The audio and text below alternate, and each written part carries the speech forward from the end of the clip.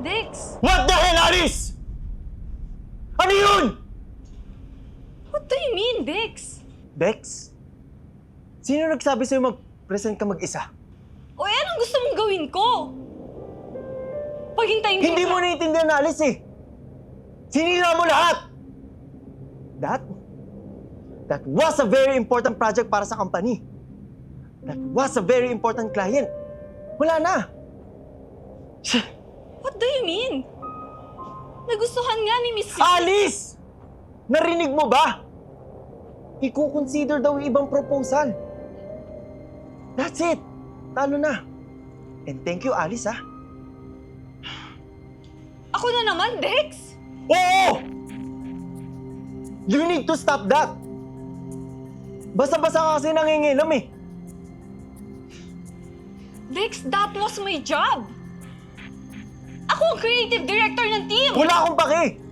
That was my idea. Lahat yun. Ako dapat nasusunod sa project ko! Project mo? Paano ako? Paano yung team?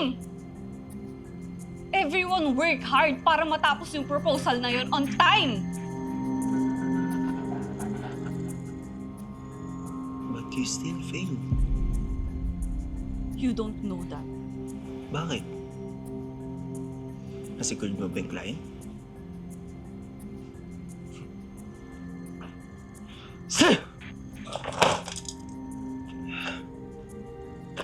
Ano bang problema, Dexter? Alam kong perfectionist ka. But this is different. You're just being illogical. I know for some reason na importante sa itong project na to.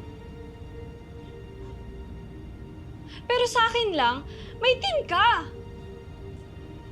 Kaya nga ginawa ko yung dapat kong gawin eh.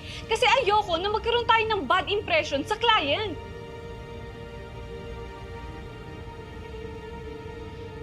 And yes, hindi man natin na-secure on the spot yung client, but that doesn't mean na failure na agad.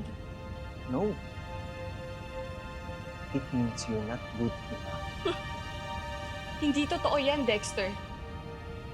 Then, what are you implying? I'm not implying anything. Ang sa akin lang, may team ka. Team, mga basura. Professional yung mga yan. Alam nila yung ginagawa nila, Dexter. Let them do their own thing. And alam mo, just this morning, nagpasa ng resignation si Louie at Irish. Yes. Effective immediately. Shit.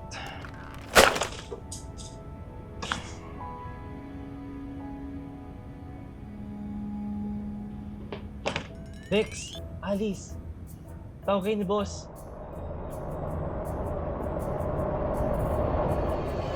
I'm free from all the chains you've kept me in. I'll be okay.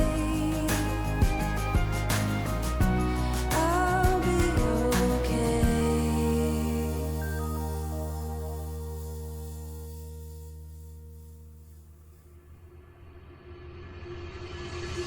Ayan, may secret ng dalawa. Boss! Sino? Bagong sekretary ni boss. Ay wow, yung episode, naiba lang yung sekretary natin. What's happening to your team, Dexter?